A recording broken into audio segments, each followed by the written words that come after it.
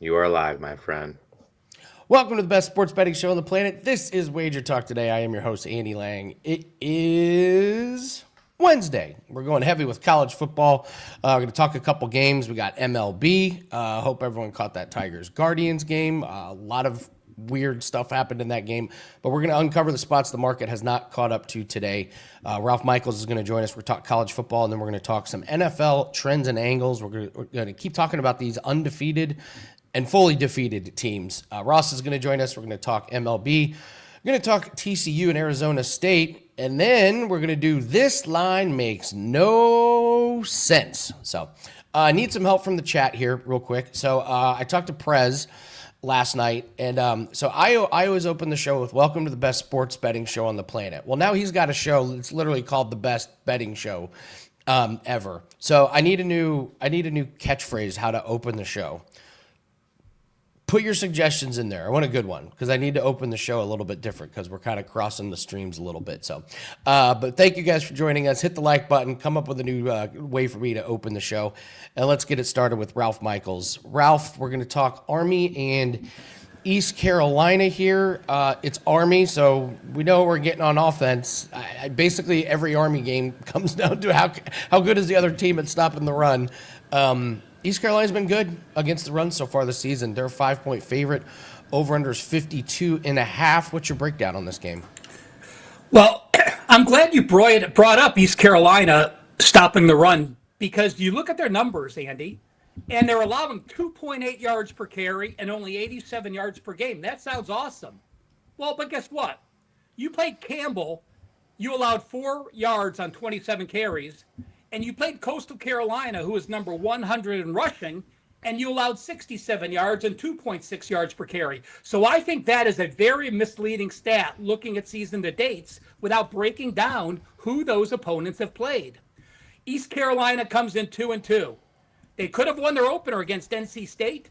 They only got outgained by 10 yards, and they were +1 turnover, but they were in that game. They blow out Campbell, they blow out Coastal Carolina, and then last week against BYU at home, they lost by 21, but it's because they were -2 turnovers, and they only got outgained by 14 yards per game. So actually, East Carolina, I have as a positive, holding close at NC State, holding serve at BYU, but what did them in last week is Caitlin Hauser was horrible. He was like Lagway type bad.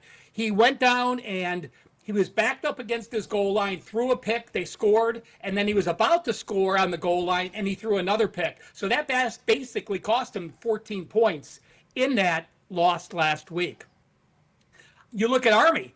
Army could clearly be undefeated as well. They lose to Tarleton State. That was a horrible loss. Why? They were -3 turnovers. If you watch Ross, Brian Power, and I on the Blitz, we talk about the record of teams that are -3 turnovers, you're just not going to win. And then last week against North Texas, they actually had a 10-yard edge, but they were -2 turnovers again, and they lose in overtime.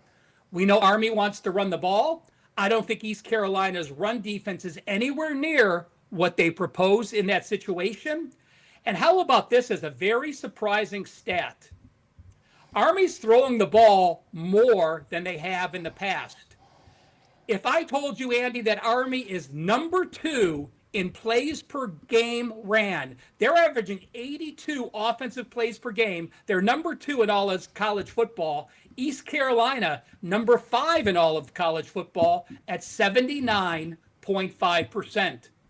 Army's D, allowing 356 yards per game. But again, those are skewed numbers when they play Tarleton as well. They have allowed over 63% pass completions. You add it up. I don't go Army games over very often, but they are 9-4 over under their last 13 games with a total under 57. Add it up. Thursday night, I am going over the total with East Carolina and Army. Amazing that stat of how many plays they run. I was watching them one game, and I think the other team had run like 4 offensive plays in the second half, and there was like 3 minutes left. It was just the turnovers, a weird onside kick, but yeah, they've really righted the ship. So I like that breakdown on the over there. You normally don't. I normally don't think of Army with, overs and games with close spreads, but like that breakdown. All right, let's talk about NFL. We're going to talk about some 3-0 teams, some 0-3 teams, and what the trends and angles tell us. Again, these aren't official plays, but we just want to look back and say, hey, what has history said to us about how, what the odds look like and what the bets look like. So, Ralph, let's walk through this chart and talk about the teams that it affects this week. Andy, we need to sweeten the pot a little bit. If someone's going to give you a name, a catchphrase to start the show, shouldn't they get at least a couple $100 in wager bucks?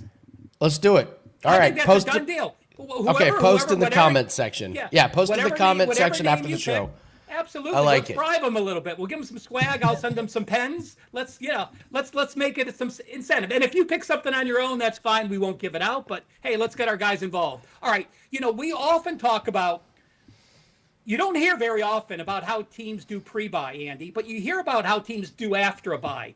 But think about this. These are professionals that in the summer beat the crap out of each other in practice and in joint practices between teams. These are teams now that have played 3 games and have beaten the crap out of each other the first 3 games of the season.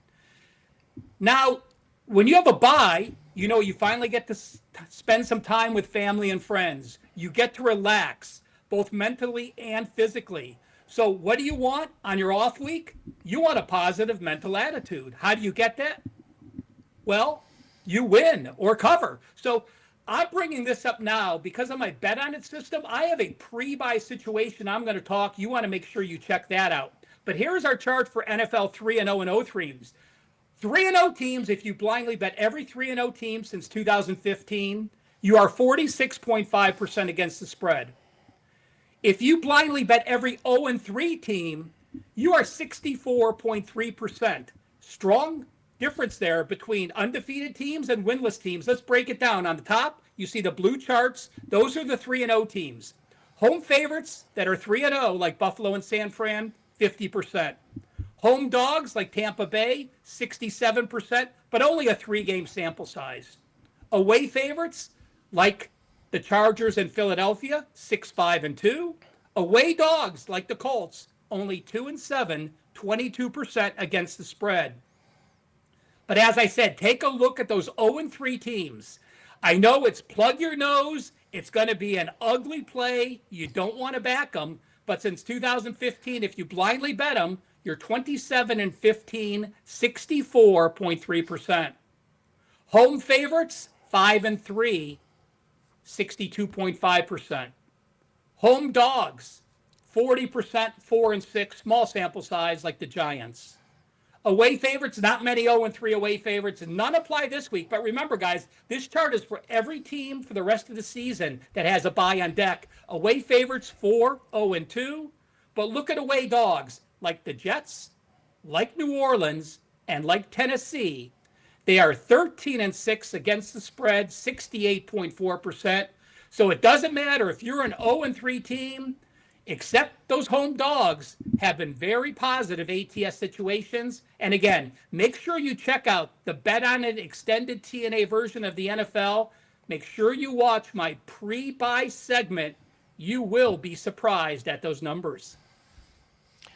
It actually makes all the sense in the world, Ralph. Like the public sees an 0-3 team, you're like, yeah, they're no good. The books probably know this, so they're putting out an inflated number. But you're 0-3, that's when the coaching staff starts to feel it. The players start to feel the heat, and they start to make adjustments, and then you get them overperforming or fixing some of the mistakes. So, like, just thinking remember, about it does make sense. There's only one NFL team in the history of the NFL that made the playoffs after an 0-3 start. That was the Texans, I think, in 2018 or 19 back then. So, and I'm sure the other teams start taking you lightly. Oh, God, this team is 0-3. Your preparation is just not the same when you're facing a winless team. And those records continue positive. We'll talk about it in a couple of weeks. That those 0-4, 0-5 teams all have positive ATS records because teams tend to look past them. It's really good stuff, Ralph. Great stuff on the chart. Great stuff on the college football breakdown. It's a beautiful Wednesday where I'm at. Got a break in the weather. Tell everyone what you have up for clients at WagerTalk. My first college football 5% of the year. College football last year, number 2 at WagerTalk, behind your next esteemed guest. This year in college football, 10-5, 67%. College football 5% sides, 6-1, 86%. College football 5% sides since December 2024, 13-3, 81%. And oh yeah, by the way, college football and NFL, number 2 since the start of last year. My NFL this season, 63%. NFL plays 3% and higher, 7-2, 79%. The college football play is $35. Or for $14 more, get the Weekend Warrior, all my Saturday college football, all my Sunday NFL, and a bonus Monday night NFL play if I have one. It will be included as well. A great weekend. Me, Ross, Andy, anyone at WagerTalk, the Weekend Warrior, the only way to lock up your football weekend. And one last mention on that, sign up today, because as soon as you sign up, you will get those plays emailed immediately. Do not wait till Saturday to sign up. When those lines have moved, take advantage of these early releases. Ralph Michaels, thank you so much, Ralph. Have a great day. Appreciate all the breakdowns and good information on NFL trends. Ralph Michaels, everyone. Thanks, guys. All right. Oh, Eric asked, no pollen today? It's September. It's pollen every day, and they just mowed outside and dusted up all the leaves, so now you get pollen and leaves with dust. So yeah, Eric, this is my life in September around here. So you just feel my head just full of tension. All right, let's loosen the tension with Ross Benjamin. Get in here, Ross. We got to talk about. Hey, I'm having sinus problems too, but you know. Yeah, it's just, what's going to help is I'm flying tomorrow. I'm sure that'll be great for the sinuses and the ears. Will work wonders for you, Andy. In a plane full of sick people. All right, let's talk. Let's do college football first. This one's on Friday. We got TCU versus Arizona State. Then we'll talk MLB, and then we'll do This Line Makes No Sense. But let's start with TCU, Arizona State here. Interesting lines that we got here. What's your breakdown on this game? Yeah, Arizona State right now a 2.5-point favorite. Look, if you watched any of my videos prior to college football season, and also my college football betting preview I did with Teddy at the Westgate, Arizona State was a sleeper pick for me. And, I didn't expect that loss against Mississippi State, but I still think this is a quality football team. They're coming off a 27-24 huge win at Baylor last week as a 2.5-point underdog. They're now 3-1. Their only loss, like I alluded to, was against Mississippi State, but that's a Mississippi State team that's now 4-0 and currently ranked number 27 in the latest AP poll. Now, number 24 TCU is 3-0 after a 35-24 home win against SMU. But, here's what concerns me with TCU. Their defense allowed 384 yards in that win against SMU. And they also, the game before that, they faced an FCS team in Abilene Christian, and they allowed 453 yards of total offense. So not very good. And we all know now that opening win against North Carolina isn't as big a deal as we thought it was, because North Carolina is just an absolutely brutal team. And SMU, by the way, that they beat last week, they've already suffered 2 losses this year, and the Mustangs have proven to be early on a very vulnerable team on the defensive side of the ball. I really like sophomore quarterback Sam Levitt for Arizona State. Matter of fact, I'm a little disappointed with his start. I expected more, but I think he's going to get better as the season goes on. Remember, this is a kid as a freshman that was second team Big 12, and also led his team to an 11-3 record, including a college football playoff appearance against Texas in a game they lost in overtime. I also like his wide receiver, Jordan Tyson. Tyson, third team All-American last year, preseason first team All-American this year, and he's living up to the billing over his last 4 games, or the first 4 games of the season, I should say. 31 catches for 357 yards and 5 touchdowns. I like Arizona State here at home. I think this is a game that TCU gets exposed, especially defensively. And I think Arizona State is far and away the better defensive team in this matchup. And by the way, Arizona State, since last year, 5-0 straight up in ATS is a home favorite, and 6-0 straight up in ATS in all games where their point spread was +3 to -3.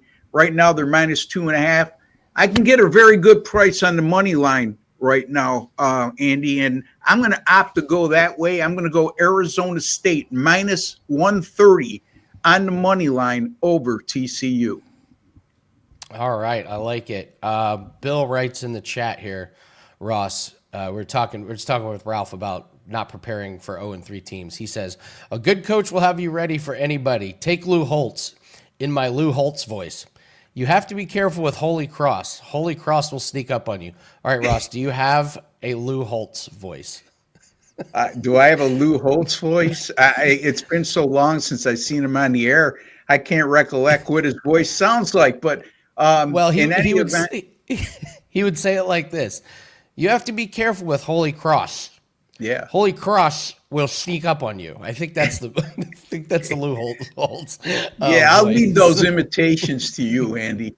That's not my strong suit. I give that one a 5 out of 10. It wasn't my best work here. So. Yeah. All right. Let's talk Major League Baseball, Mets and the Cubs. Tong is going for the Mets. I don't know what to make of Tong. I did a free play on fading him last game, and boy, he made me eat that right up. He was really good his last start. Then meanwhile, you got Boyd for the Cubs, who has not been good recently. Difficult game here, and the books obviously know it's difficult. Chicago only -125, over under at 7. What do you make of this game? Yeah, I'm going to focus in on the total in this game, and you're right. It is a difficult game because the Mets have everything to play for, and the Cubs pretty much really can't improve or go backwards in their standing right now as it applies to the playoffs. They're already locked in as a wild card team. Not so fortunate for the Mets. Right now, they did win yesterday, coupled with a Cincinnati loss. They're still in the final wild card spot in the National League. So a lot to play for. You mentioned Matthew Boyd having a terrific year. And then all of a sudden, over the last 6 starts, he's faded terribly. Over those last 6 outings, a 6.58 ERA, 6.68, excuse me, and also a 155 whip. And even more concerning, he's allowed 6 home runs in 31 innings pitched. Now, you may say, well, Ross, look at his numbers at home, and you would be right, because in his 16 home starts, his ERA is terrific. However, in his last 3 home starts, just a 5.29 ERA. Then we have the Cubs bullpen over their last 6, a 4.71 ERA, and another alarming stat, Cubs relievers have allowed 7 home runs in 21 innings pitched during those last 6 games.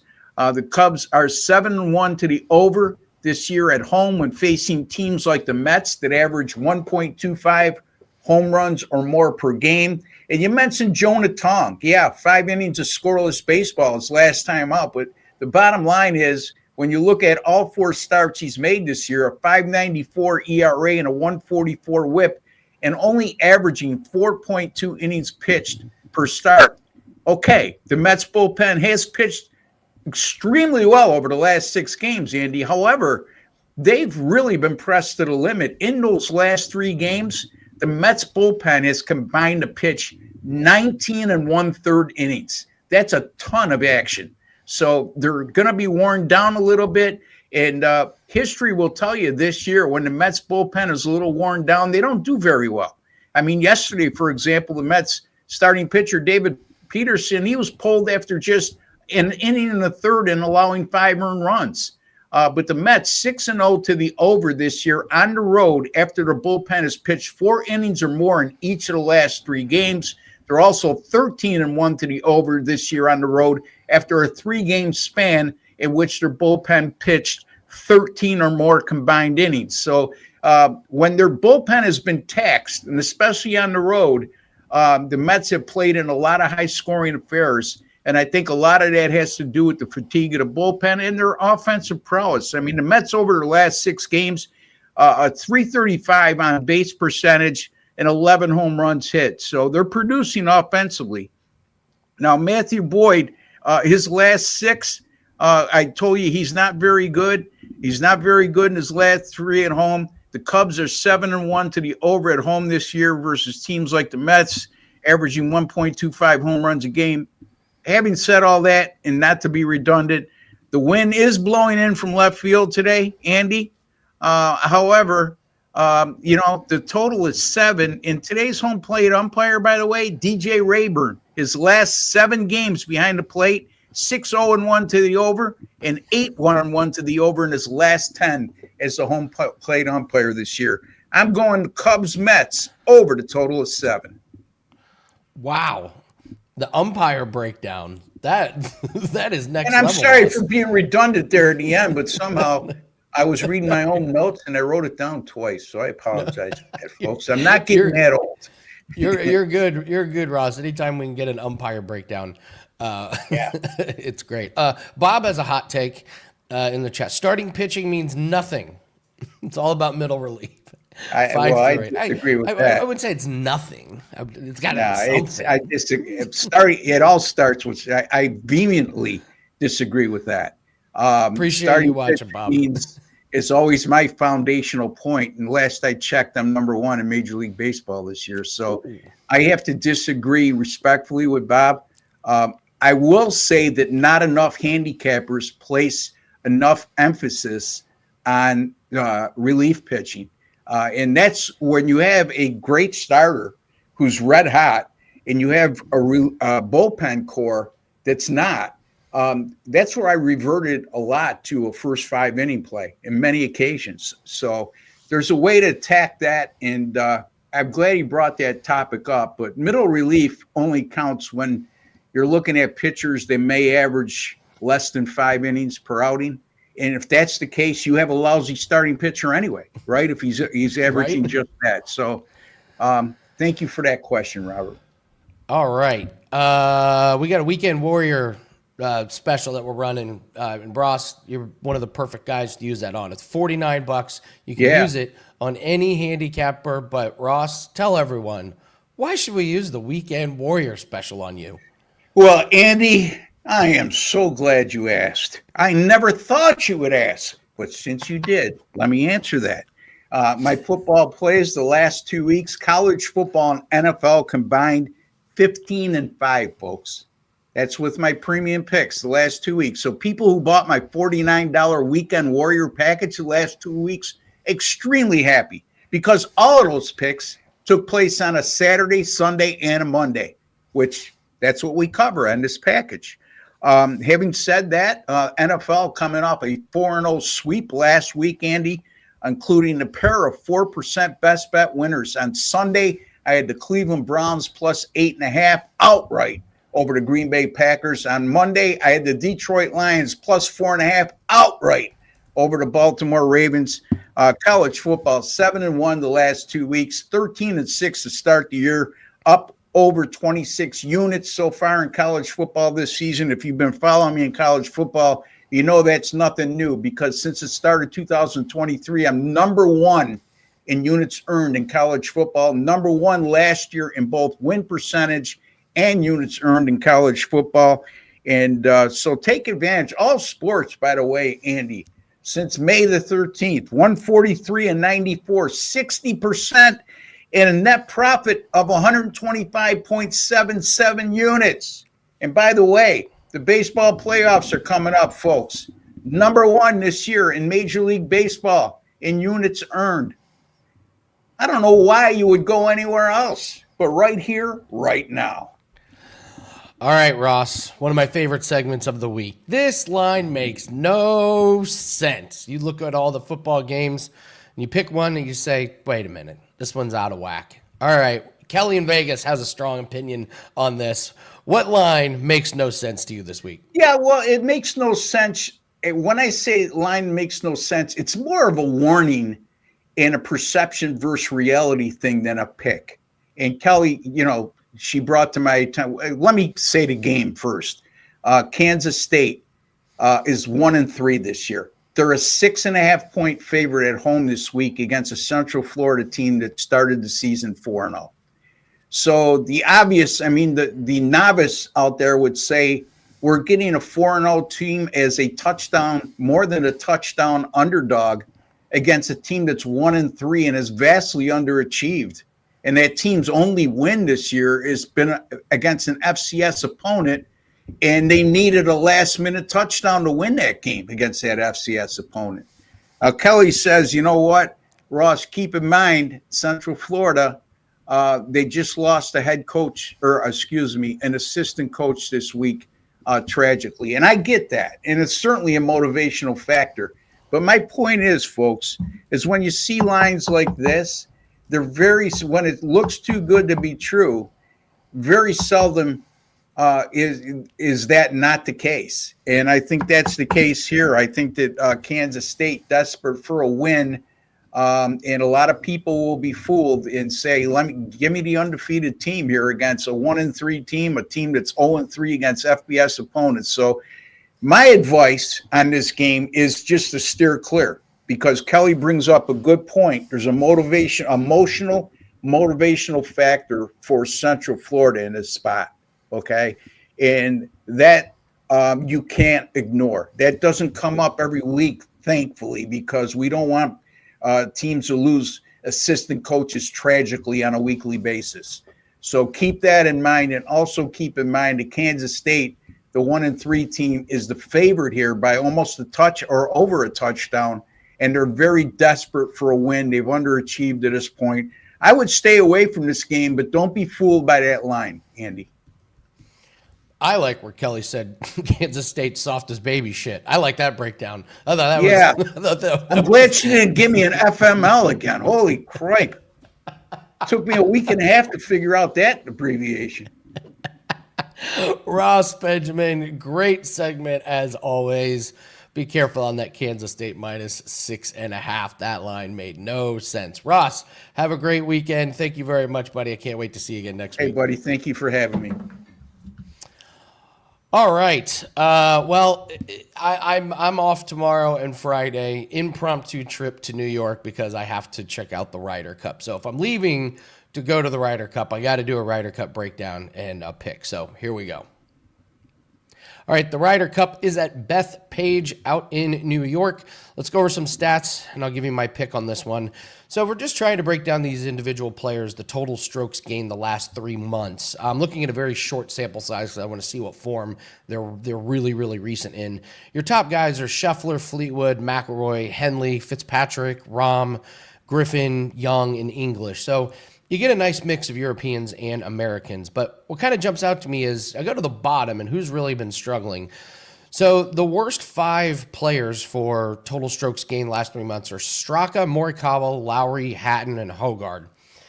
That's 4 out of the 5 that are on the European team. So that's going to be a red flag for me. Blind tee shots. That's going to be a big thing here at Bethpage. This course is hilly. The rough has been cut down, and it tends to favor the longer players. I was there in 2019, and the Bombers had the huge advantage. This place has massive hills, and it's got some elevated greens that you got to hit some really, really long shots. Home teams have done really well recently at the Ryder Cup, and Europe has some upside with some guys that are playing really well coming into the event, but the course history is not good for Europe. They haven't played here since 2019, but these guys on the European team did not play well when it was here. The other thing is it's going to be wet Friday and probably Saturday. So watching them in the practice rounds, there's not a lot of roll. So the ball, when it hits the fairway, it just lands and it doesn't roll. That's big because you're not getting the roll out into the rough. So the Bombers are going to swing away and set up good wedge shots. The greens are going to be really receptive. So aggressive, solid wedge players are going to leave some really, really short putts. So the last 3 months, the Americans have the advantage in tee to green and putting, and both teams are desperately going to need big weeks from their 2 best guys. That's Scheffler and McIlroy. The Americans need Scheffler to basically run the table. Europeans need McIlroy to basically run the table. If those guys falter, their respective teams are in big trouble. A couple of X factors. Jon Rahm is the X factor for the European team. He has been absolutely lights out at the Ryder Cup. But his game has fallen off just a little bit since going to Live. He has not looked great at when he comes back to the majors. So keep your eye on Jon Rahm. Bryson DeChambeau is obviously the X factor for the U.S. team. Do not underestimate the effect of his length and what the crowd does. I followed Bryson at a Live event, and the crowd is absolute lunatics. So out in New York, following Bryson, do not be surprised if these fans are extra obnoxious to whoever's playing against Bryson. I think the tops of the teams are pretty equal here. What worries me for the European team is the guys who are in poor form that I don't really trust. I don't trust their driving. It's going to come down to some big putts. I think this is going to be a pretty close Ryder Cup decided on Sunday in close fashion, but I'm going to lean the U.S. team. I have to take the U.S. team based on Scheffler's record here, based on the length of some of these guys, and based on this being on home soil with the crowd behind him. The lean is the United States, but don't be surprised if this is very, very close.